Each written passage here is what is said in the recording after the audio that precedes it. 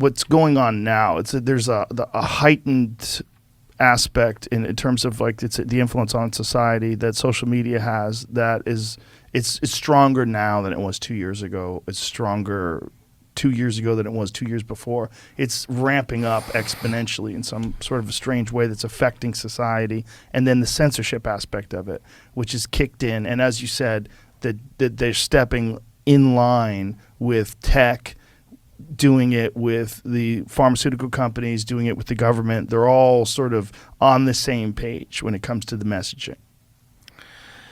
Yeah, so now you're going to the next level of, WTF. Yeah. How to open that can of worms. First off, you don't see you're aware of the Trusted News Initiative. Yes. Can you explain it to people?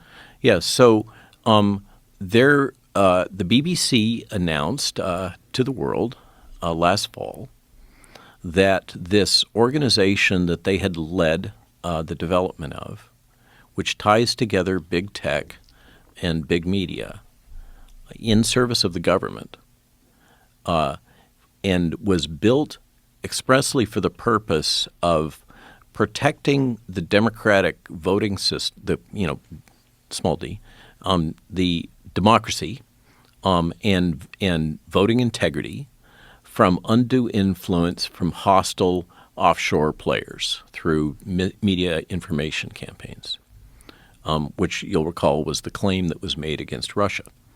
And so this was the response of the Western nations to build this new structure called the Trusted News Initiative that would survey all information about elections and prevent the intrusion of foreign information into the democratic process and creation of undue influence by foreign actors. Shortly after it was created, there was an awareness in the pharmaceutical industry that this could be used to address a particular devil challenge that they had, which was the pejorative label anti-vaxxers. That's also been deployed against climate skeptics. Okay, so anti-vaxxers, you'll recall, is the label that is used to basically take anybody out that is raising any concerns about vaccine safety.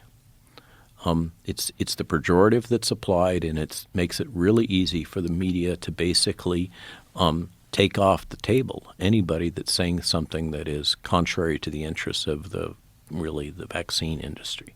Right.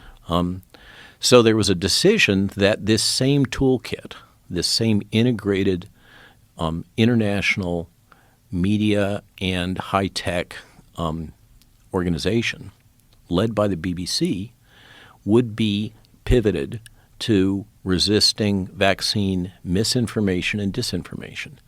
And they put out a proud press announcement last fall that this was what they were going to do. And they defined these things, misinformation and disinformation, as anything which was going to lead to vaccine hesitancy and which was contrary to the official statements of the World Health Organization or the respective national health organizations. So if CDC says the world is flat, then the world is flat.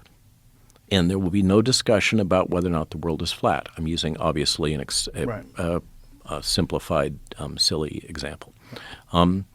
So whatever the CDC or Tony Fauci or Tedros, etc., says is truth by definition. And any information or discussion which is contrary to that truth will be suppressed. It will be deleted.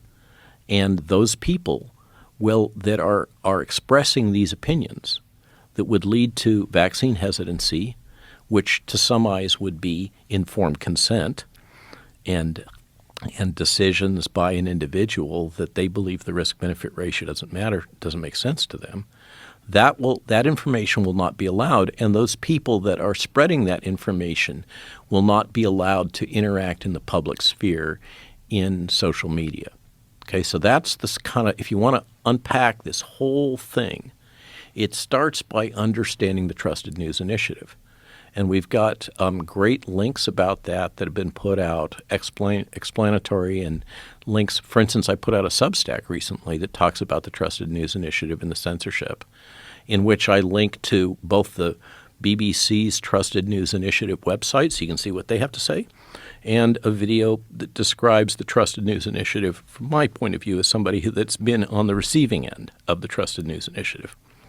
Now, that's the starting point, but it doesn't explain the global coordination because TNI is mostly Western, and it doesn't cover a lot of the other, Latin America, for instance, or Spain, or Israel.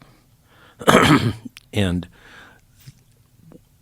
the only way that I can understand how all of this messaging, censorship, deplatforming, what it really is canceling.